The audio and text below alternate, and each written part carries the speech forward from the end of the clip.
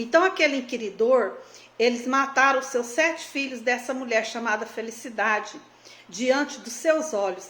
Depois de matarem a todos, ela deu graças a Deus por lhe ter dado o privilégio de ter 7 filhos com coragem de morrer pelo Senhor Jesus.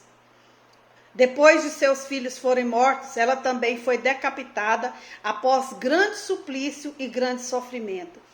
Depois de Felicidade, foi morto também Justino Mártir, um dos maiores escritores dos pais da igreja. E em seguida foi morta uma escrava chamada Blandina.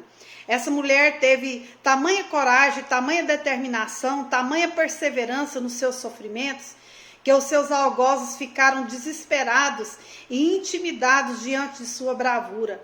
Esfolaram-na, jogaram-na para as feras, ela foi chifrada por touros enfurecidos, colocaram-na em uma chapa quente. Depois de tantas torturas, mesmo assim, ela abria a boca para glorificar o Senhor. Então silenciaram sua voz, decapitando-a. Então logo depois vem o 7º Severo, que também persegue dura e implacavelmente os cristãos. Foi nesse período que uma mulher da nobreza romana chamada Perpétua foi levada diante dos seus inquiridores para negar sua fé. No entanto, ela se propõe a morrer pelo Senhor Jesus. Ela foi presa, mesmo estando grávida, quando seus algozes a viram sofrendo e contorcendo, gemendo de dores na prisão para dar à luz, disseram a ela: se você está sofrendo, se contorcendo e gemendo de dor para dar à luz, o que vai acontecer quando for jogada às feras? E ela respondeu: agora minha dor é só minha. Quando vocês me lançarem às feras, a minha dor será também do Senhor Jesus, e ele me capacitará para passar pelo martírio. No ano de 249, levanta-se o imperador Décio. Esse homem entendeu que a única maneira de manter o Império Romano unido era incrementar a adoração ao imperador. Assim, ele fez uma grande campanha para que os cristãos abandonassem a fé e se voltassem para a adoração ao imperador. Na verdade, ele não queria mártires, ele queria o quê? Apóstatas. Mas a igreja prosseguia sólida, firme, resoluta na sua posição de não se render às pressões. Foi então que se levantou o pior de todos, Diocleciano. No ano de 303, Diocleciano, na sua loucura e fúria contra a igreja, como primeiro ato, mandou matar os líderes e prender os liderados. Mandou confiscar os livros cristãos e queimá-los. Deu uma ordem em todo o império que aquele que se recusasse a se curvar diante do imperador e adorar os deuses de Roma seria morto inapelável e implacavelmente. Foi o maior banho de sangue daquela época. Então nós sabemos que foi nessa época da igreja do Senhor que foi perseguida, a igreja do Senhor Jesus jamais pode ser destruída por causa da perseguição. Um dos pais da igreja, Tertuliano, disse que o sangue dos mártires é a sementeira do evangelho. Nunca em lugar nenhum a igreja de Deus foi destruída por causa da perseguição. Nunca. Quanto mais se persegue a igreja, tanto mais ela cresce. Dessa maneira, o ano 311 representa uma guinada completa no rumo dos acontecimentos.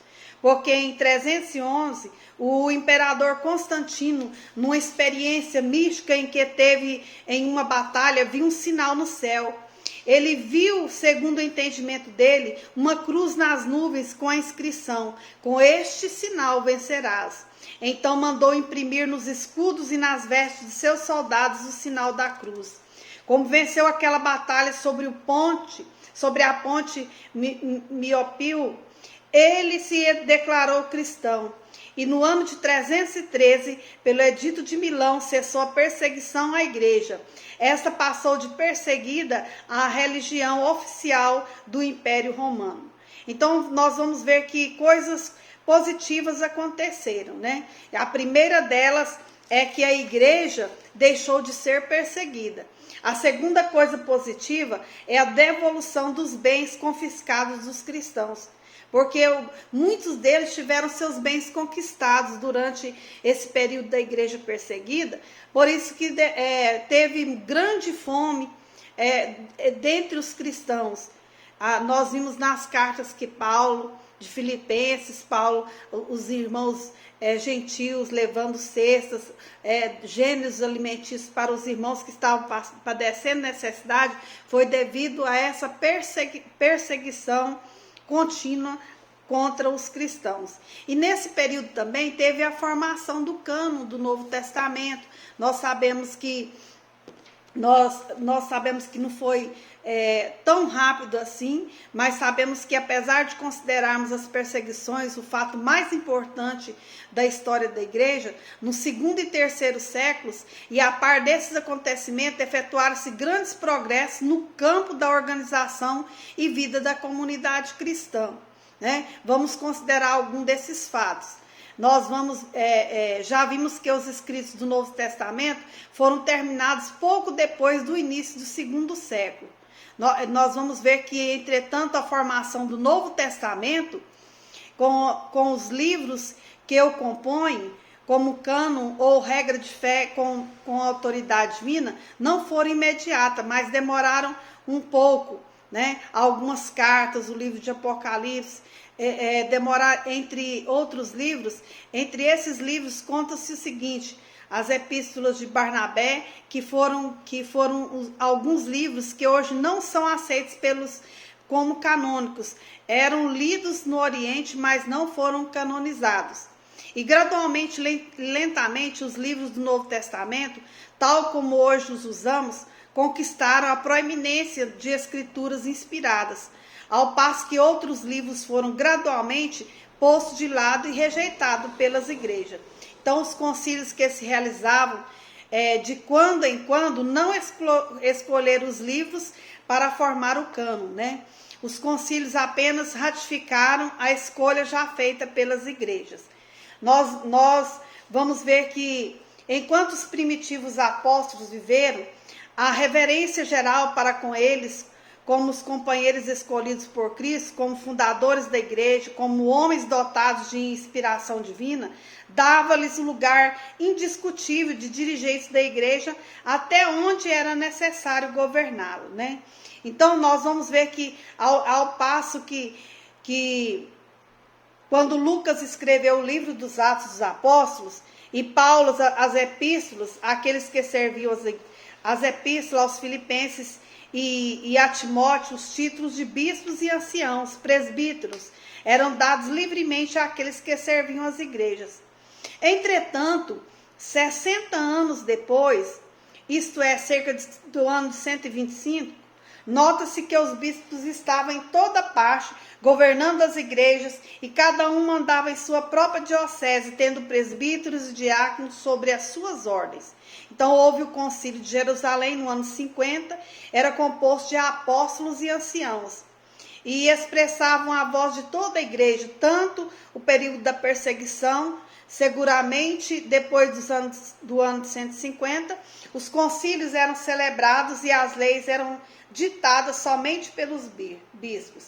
Mas aí, no decorrer da história, houve a perda de autoridade apostólica.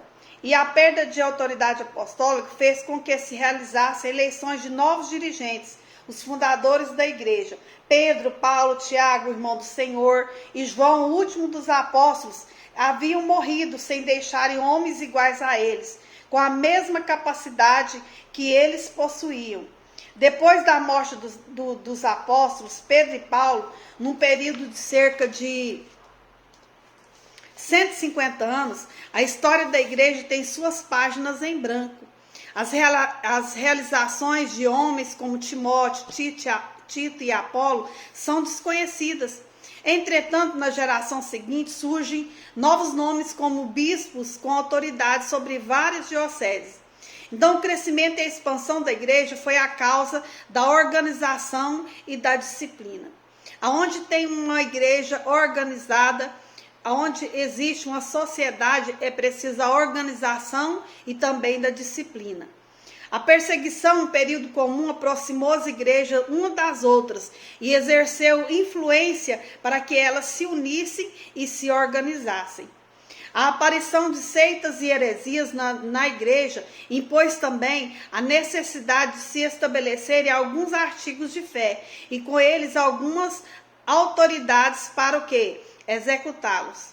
Aí nós vamos ver que nesse período foi formada, nessa época, 3 escolas foram estabelecidas para instruir aqueles que descendiam de famílias pagãs e que haviam aceitado a fé cristã. Entretanto, não tardou que tais escolas se transformassem em centros de investigação das doutrinas da igreja. Grandes mestres ensinavam nessas escolas. A primeira dessas escolas foi a Escola de Alexandria. Foi fundada no ano de 180 por Panteno, que fora filósofo detestado na escola dos estoicos, porém como cristão era fervoroso em espírito e eloquente no ensino oral. Apenas alguns fragmentos dos seus ensinos sobreviveram. Panteno foi sucedido por Clemente de Alexandria, que viveu do ano de 150 a 215 aproximadamente. E vários de seus livros, a maioria deles defendendo o cristianismo contra o paganismo, ainda existem. Entretanto, o maior vulto da escola de Alexandria era o expositor mais competente daquele período. Foi Orígenes, que viveu do ano de 185 a 254, o qual ensinou e escreveu sobre muitos temas, demonstrando possuir profundo saber e poder intelectual. A escola da Ásia Menor não estava localizada em um determinado centro, mas consistia em um grupo de mestres e escritores de teologia.